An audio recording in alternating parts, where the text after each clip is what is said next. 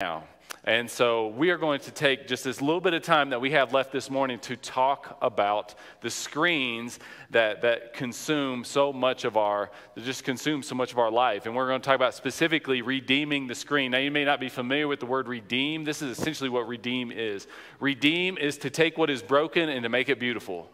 And you know that. Some of you know that because it's happened in your life. It's happened in your marriage. It's happened through past experiences of yours, that you had something happen that was very broken. You've gone through a broken experience, and God has gotten a hold of that, and He has made it beautiful. And what we want to do is to take these screens that are in many ways very broken, literally in some cases, but figuratively as well, and to redeem them, to make them something that is beautiful. And so this is the journey that we're going to be on just for these next few minutes, is we are going to define our reality, where we're at with screens. We're going to talk about the consequences of that reality. We're going to look at a biblical perspective on that reality, and then I'm going to offer you some practical advice on handling the reality that we are all in with the screens that we look at. And I cannot emphasize enough, this is a big deal. I even came across an article written by the New York Times recently that was entitled "The Rise of the Toilet Texter." And in this particular article, they talk about people's tendency to want to always have their phone with them in the bathroom. I mean, it is a little aggravating when you walk by a bathroom and you need to go, I need to go, and somebody's in there watching a movie. I mean, for real? Seriously? You got to do that in there? Like, you don't have enough already going on and you got to watch a show in the... Anyway, so the rise of the toilet texter, and some of what they talk about in this article, a few stats: 75% of smartphone users are on their phone in the bathroom. That percentage might even be a little low, truthfully. But then this other percentage caught my attention. 30% of smartphone users will not go to the bathroom without their smartphone. I mean, think about that for a second. You got to go and your phone's dead. What you're essentially saying is I'm holding it until that thing gets charged. They are not going until that phone is ready to go with them. They got to have more going on in there than just the phone, than just whatever it is taking them there. It's the phone they got to have with them to keep up on whatever it is. It is not a good reality that we are in. Another stat I came across is 18 to 34-year-olds will spend 14 years connected to their screen.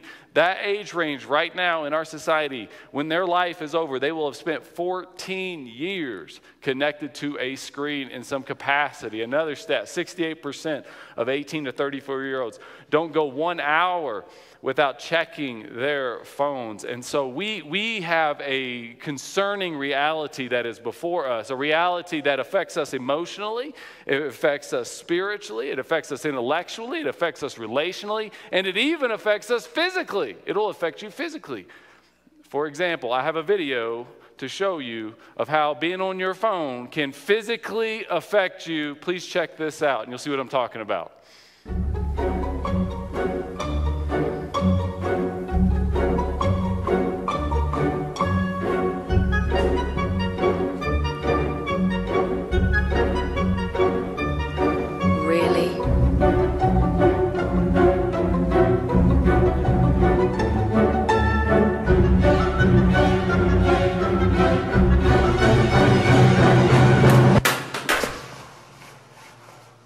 Really?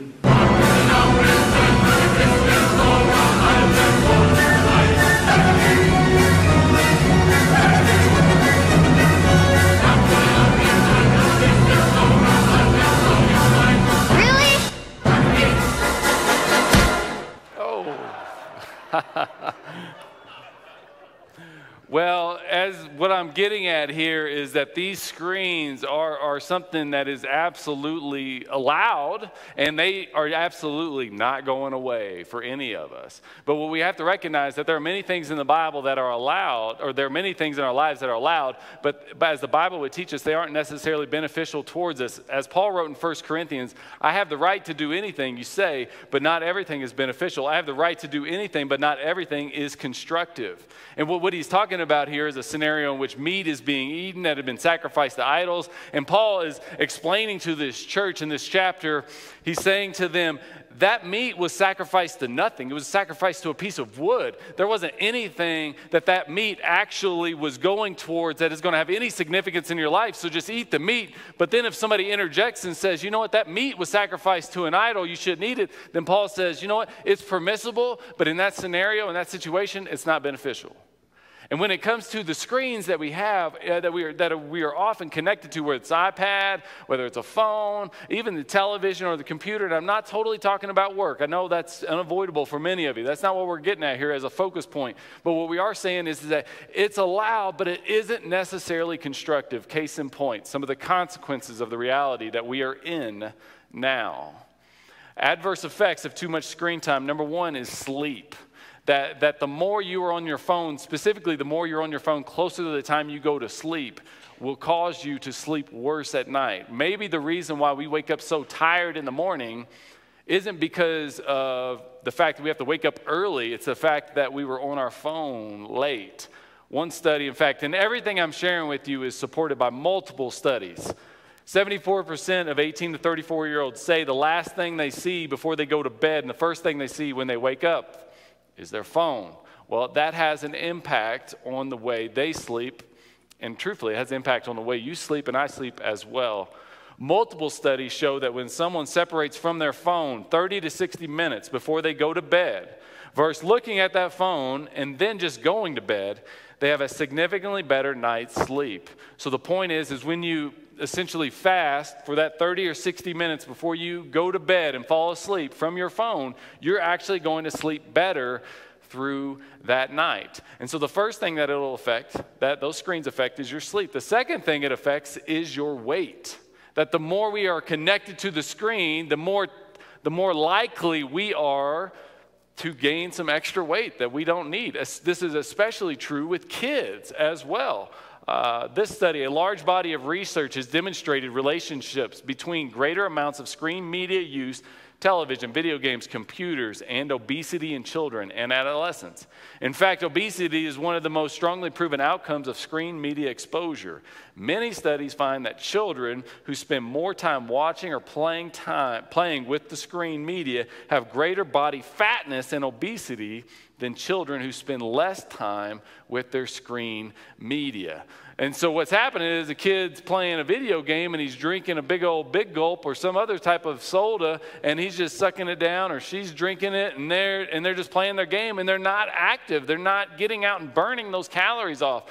They're not moving around. Instead, they're just focused on the screen. And that's true for many of us. And that is a work thing. We're so connected to the screens that we're not moving around and doing other things, and it's causing us to become unhealthy. It's been said that when it comes to weight, you want to avoid sugar and soda, but now it's also sugar, soda, and screens. That's the third S added to that.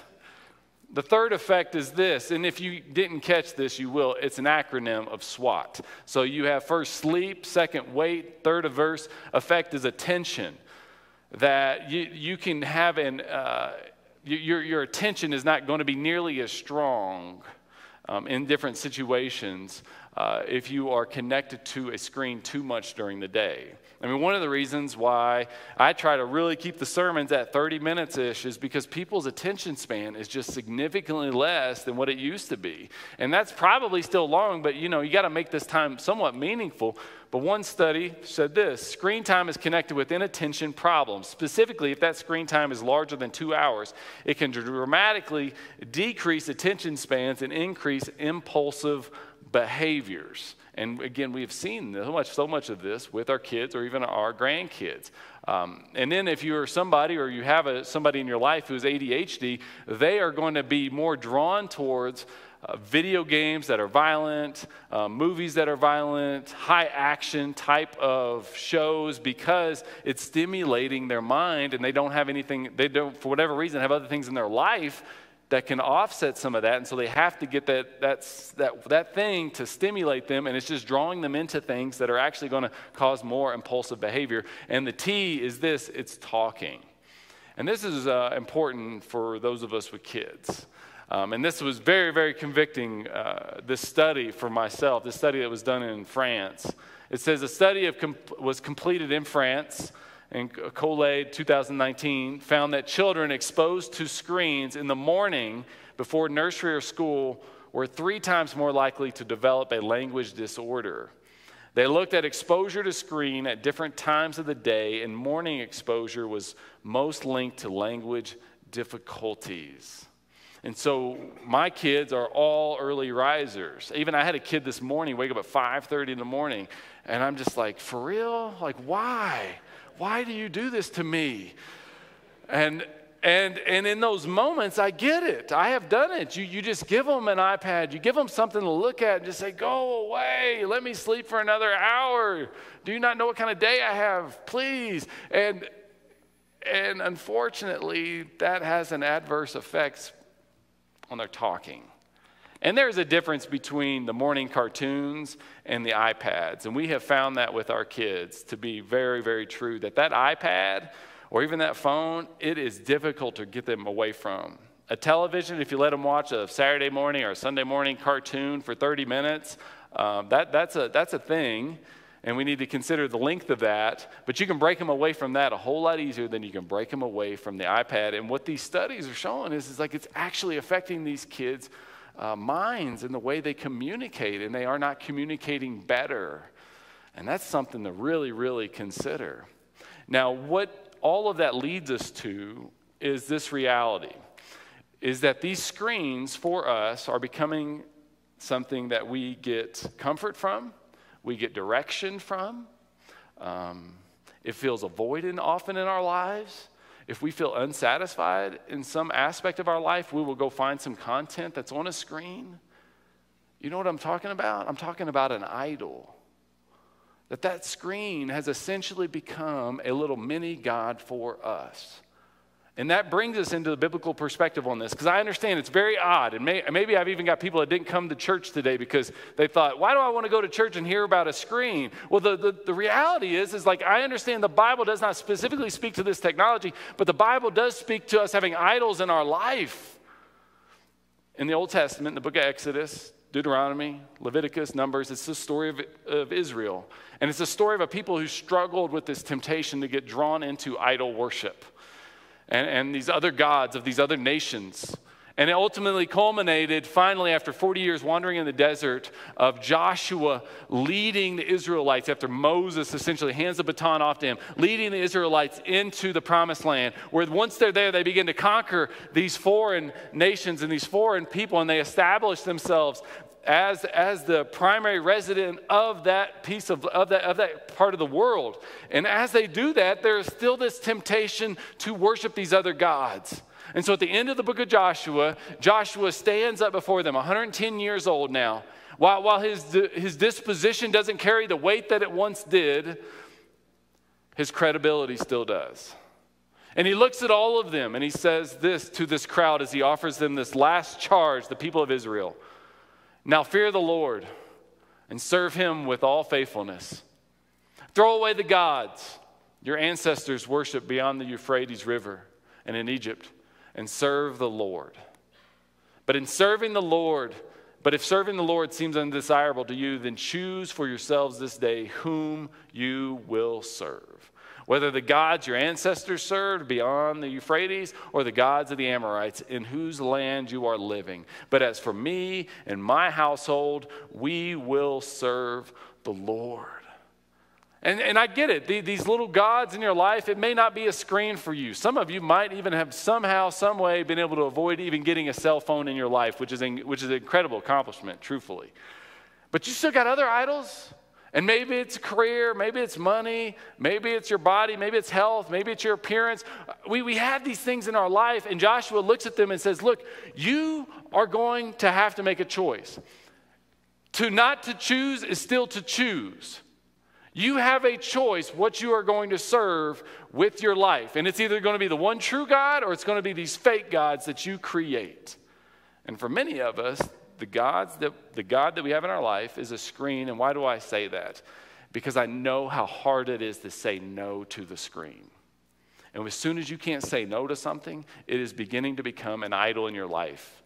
And you can examine that no matter what it is for your life. Maybe it's food for you. Maybe it again is the screen stuff. Maybe again it's trying to make more money. Maybe it's something else. Whatever you can't say no to, it has become an idol if that thing is not the Lord. And so as it relates to the screens, here's the question that we have to ask. Will you watch the screen or worship the screen? Will you watch it or worship it? I'm going to ask you 4 questions that are going to help you to identify any of the idols in your life, but specifically help you identify where the screens might be in your life, how much of an idol they may be in your life. The first one is this: the difference between watching versus worshiping the screen. You have to answer the question, what do I consistently sacrifice my time for? What do you sacrifice your time for? My guess is, if you're like me, as most of us are, we don't have much spare time. I think about a time, maybe a year or 2 ago, where I was just feeling pressure to get things done. We were in the middle of the COVID pandemic, and through that, I had a deadline to get a sermon written. I had a midweek study I was writing for. I had a small group men's study that I had to teach that week. I had a small group on the weekend that I was a part of. I had emails to respond to. I had staff meetings that I had to have. And that was just what was happening here. And then I had to get home and help with my wife with the kiddos. And then I had a basketball team I was coaching. And then I had whatever else was going on in my life, trying to stay somewhat healthy. And I have all of this coming at me. And some of you can relate to that because you have that times 10 in your life right now. And I had all of that coming on me.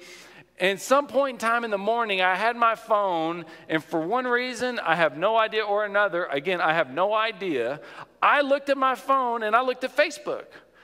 And then 30 minutes later, I finally realized that, what am I doing? I'm looking at this person, and I'm looking at what's going on at this church and that church, and I had wasted 30 minutes that day. And I just thought, what is happening? I have literally just sacrificed 30 minutes of my time from doing these other things I should have been doing to be focused on this phone of mine. I spent 30 minutes looking at Facebook. I wasn't even willing to sacrifice 30 minutes to just talk to somebody. I had so much going on in my life at that point in time. When I have pressure, I had this weird thing happening. Just FYI, if you ever see it, my left eye starts to twitch. When I have too many deadlines, it seriously will start to twitch. And it was twitching. And then I sacrificed 30 minutes of my time to be on social media. Ridiculous. Absolutely ridiculous. What are you sacrificing your time for? The Bible says this in Romans 12, I appeal to you, therefore, brothers, by the mercies of God, to present your bodies as a living sacrifice, holy and acceptable to God, which is your spiritual worship. In other words, he's saying, if you're going to make a sacrifice, because we all do, for those idols in our life, make a sacrifice for the Lord. The second question is, where do I turn for comfort when I'm hurting? When something happens in your life and you're hurting, what are you going to? Henry Blackaby, a biblical theologian, scholar, he said it this way: anything you turn to other than God when you are hurting is an idol for you. And you have a God who is the God of all comfort. This is what the Bible says. The God of all comfort, who comforts us in all of our troubles, is available to you. But what do you go to when you're hurting? Do you go to Netflix and binge watch shows? Do you go to Hulu and binge watch shows? Do you look at pornographic websites? What are you going to when you're hurting? What are you trying to find comfort in? All of those things are false idols for us. The God of all comfort is available to us. Maybe if we go to him, we turn to him, we find some peace, then we can go watch our show after that. But he's the one that we need to go to first. This third question: what do I turn to for direction when I am confused? And all of these questions can be applied to anything in your life, not just screens. But Google said this: in the past year, there's been an 80% increase in a question that most of us ask. Maybe you've even asked it of Google, and the question is, should I? What should I do? And this is what it looks like. Google said, should I stop vaping? Should I quit my job? Should I get a flu shot? Should I go to therapy? Should I make a Tinder account? Should I stop drinking coffee? Should I go to the ER? We want Google to give us direction. What are you going to for direction in life? When you have a question, are you turning to the Lord, trying to find something for the Lord, and then maybe look into some of these other resources that are available? Or do you just look at those other resources? Do you go to your screen? Is Google the idol for you? Proverbs says this, trust in the Lord with all your heart, and then lean not on your own understanding. In all your ways, submit to him, and then he'll make your path straight. He'll give you some direction. The fourth thing is this, where do I turn for satisfaction when I feel empty? Do you go to Tinder? Do you go to some other dating site? Do you go to Facebook? Do you go to Instagram? Do you get caught up in other people's lives? Are you trying to find satisfaction in something that you watch on that screen or see on that screen when you feel empty? I love this verse from Isaiah 58. And the Lord will guide you continually and satisfy your desire in scorched places. And make your bones strong, and you shall be like a watered garden, like a spring of water whose waters do not fail. But I love that part. He will satisfy that desire where you're empty in those scorched places. Where do you feel burned? Where do you feel like you don't have anything there anymore? He wants to offer you comfort. He wants to offer you direction. He wants to satisfy that desire in that place. He wants there to be growth there again, but you have to go to him with that and not to something that you find on some other screen. Now, I want to offer, as we begin to transition out of this, some really basic, as we talk about screens, some advice for those that are parents and grandparents, because this is really affecting the next generation. I was sitting on my balcony, or not balcony, but it's like a patio deck thing off of our house just this past week. And as I was off of this deck, I had a friend there with me, and we were looking, and you know how it is, man. Everybody's houses are close together. And so I got this neighbor of mine over there, and you just see this kid making these weird motions. And we're like, what is he doing? What is that kid doing? Well, he wasn't dancing, or he might have been, I don't know, but he had a virtual reality headset on. And we thought, wow, what is going on over there? And we both said to ourselves, that's our kid's future. That right there. And I thought, that is sad. That is so sad. Oh, but we got to do something about it. So I'm going to give you one last little acronym and a resource here, Screenfreeparenting.com. This woman, Megan Owens, she has gobs and gobs of resources specifically designed for parents and grandparents. And this is a great resource. I will say as far as I can tell, it's a secular site. Nothing inappropriate there, but I haven't seen anything about Judeo-Christianity on the site. But the values that are being taught there are absolutely Christian values. And this is definitely something to look into if you're looking for a good resource that has limitless amounts. But on her website, she has an acronym called SPOIL. And so you should spoil your kids. And this is what it is.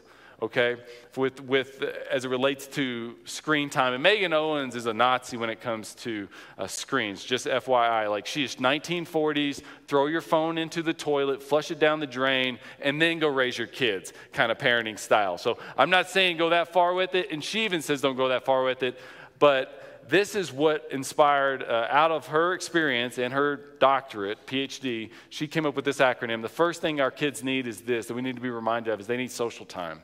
They need time with other kids. They need to work out differences. They need to learn how to share, navigate problems at the playground, different spaces like that. They need to be around other kids with still some parental supervision, because social time for your kid does not mean social media time for you, okay? And we've seen that. We go to the park and then the parent checks out for 45 minutes and their kid's like beating kids, and you're just thinking, what are you doing? Get re-engaged. We got a problem over here. Get off of the Instagram. Come on. So they need social time that is supervised, but they need to interact with the other kids. The second thing is playtime. And that playtime needs to be with an adult. It's you sitting down like my wife did yesterday, and she put together a puzzle with my daughter. And it was just, and there was this 100-piece puzzle, and they put it all together, and it was so fun. But it's putting together a puzzle with him. It's playing board games. And we are not a board game family, but I've played this Berenstain Bear game in my house like 1,000 times. It's unbelievable. But it's time, and it teaches them manners, and there's some side benefit to it, but it's better than a screen. Allow them to have playtime. Here's another thing, outdoors time. The kids actually benefit, newsflash, if they are outside. It's a good thing. It's really, we walk in our family, we walk almost every single day, weather permitting, as long as it's not snowing. We walk our dog every day as a family. And it was probably about a month ago, we were making this, we were walking the dog, and I saw this kid running towards us. And I said to Laura, I knew it was just a joke. I said, look at that. There's a kid outside. And I'm looking, is something chasing her? Because it didn't make any sense. We never see children outside. And so this child comes down, and then I see a brother or a sister, and then I see a dad coming down, and we saw them, and we stopped and talked, and actually, surprisingly, as a family that's been attending our church even. So we talked, and we struck up a conversation. We didn't know we lived near each other, and so that was fun. But it almost catches your eyes when you see a family out with their kids. I mean, I see them in strollers, but you don't see the kids out on scooters or bikes or running or doing any of that. Kids need to be outside. And here's something for any of you stay-at-home parents. Here's another thing. This is a good thing for you. The kid needs independent time.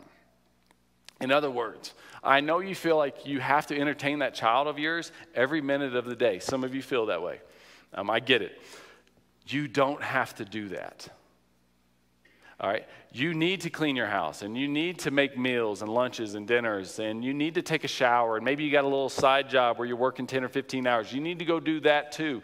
You can let your child have an hour by themselves functioning independently. That's a good thing for them. Now, usually it takes a little bit of pre-work. The pre-work would be you got to put out like a sticker book for them. You got to set up a painting area for them. You've got to give them a book with some crowns. You need to clean a space for them. I don't know if you've ever noticed this with your kids, but I noticed this with mine. My wife is really the one that headed this off. She said, it's unbelievable. They'll walk by an area for 2 or 3 straight days. But as soon as we clean it and organize it for them, they'll go play there for 3 or 4 hours. They just want a clean space, an organized space. And it's good for them to have this independent time. And here's another thing. It's okay if my kids are bored for 30 minutes. They'll make it. You did it, I did it, my gosh. I feel like I had 5 years I was bored as a kid. Like I didn't have anybody doing anything with me. Your kids will make it. Go do what you need to do, because often what we find, and even as I'm counseling with people or talking with people, is one of the big marriage tensions is whoever that stay-at-home parent is, or whoever that parent is that's with the kids most of the time, they are angry because they're doing that, and then the other spouse gets to leave and go to work and do things and accomplish things, and they don't ever feel like they can do anything. And so having that freedom to give that child independent time is a very healthy thing. Here's the fifth letter here is literacy time. Like, kids need to read. And there's something to be said. A Kindle's okay, but there's something to be said, and research talks about how just holding a book, the weight of that, even though it's a lightweight, it's only a few ounces, it affects your senses. The texture on your fingertips affects them even. And if your kid can't read, one of the things that we do is we'll get these audio books. Okay, and these audiobooks from the library, and we'll let our kids listen to them, and it's so fun. And that's what people did 70 years ago. Did any of you ever sit by? You don't have to show your age. Maybe it wasn't quite that long ago, but you would sit by the radio and you would listen to a story, right? That's what we're doing with them. Go to the library, get one of these audiobooks. Let them listen to a story. They can use their imagination. They can envision things. That can be a sort of literacy time until they get to the point where they can read. And so we have all of this, and I know that I just hit you with the fire hose, okay? That was a lot. But we have all of this happening in our world, and it's not all bad. In Galatians chapter 4, I'm going to share a Christmas verse with you. In Galatians chapter 4 here, when this set time had fully come, God sent his son into the world. When God looked into history, that was the perfect time for Jesus to come into the world, for the gospel to spread the way that it did. And why was it perfect? It was perfect because everyone spoke a little bit of Greek. Alexander the Great had conquered most of the known world. He had spread the Greek culture and language about. So everybody spoke a little Greek. The Septuagint existed. The Old Testament was translated to Greek. The Pax Romana was in place. Roman peace. It was a forced peace, but it was still a peace. For 200 years, there were no major world wars. And then there was the Roman roads, the Via Egnatia, the Via Appia.